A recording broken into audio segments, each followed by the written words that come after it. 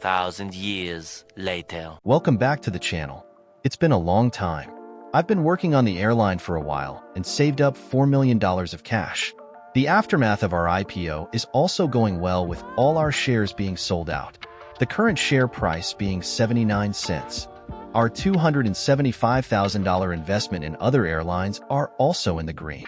Like we decided in the last video, I'm going with the DC-910s that have a $60,000 discount per plane.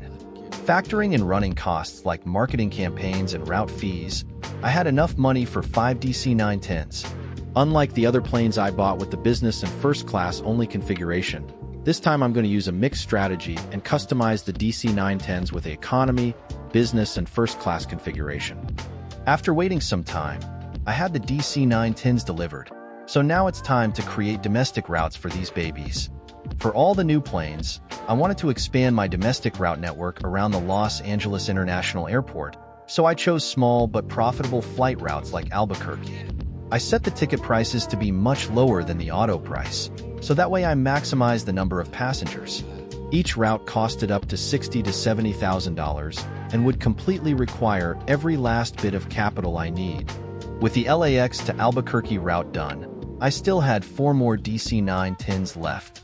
Domestic routes are always tricky because these routes give you very small ticket revenue and you don't see any large increase in the bank balance, but it's the most bang for the buck. I chose Salt Lake City for the second plane with the same ticket pricing strategy. If you don't know how low to price it, it doesn't matter, because you can always change it after looking at the route's performance at departure. For the next 2 flights, I went for other profitable domestic routes like LAX to Austin and LAX to Salem. I was running out of money with increasing route fees going up to $90,000 for one route. I was down to my last $253,000.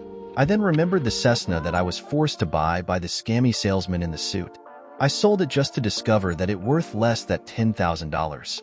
After that, I decided to depart all the other flights instead of creating a route for the last DC-910. After creating an active marketing campaign, I got almost $260,000 back from departing the flights. So now, I had more than enough money to create a route for the lone DC-910. My stock price went down by a few cents, but that's not a problem, because after some time, it will increase back, because we have bought new planes and increased the value of the airline. I chose Abilene for the last route, since it was also a high profitability domestic route. Now my flight network map is looking nice, with more than a few flights flying out of Los Angeles. What I really want to do is expand this network to almost all major airports and also run longer routes like JFK. Another problem that we'll soon face is that our fleet is getting worn out.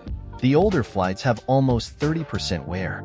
We will soon need to spend a considerable amount of money repairing the fleet. Or should we sell some of the less profitable planes? Comment down below.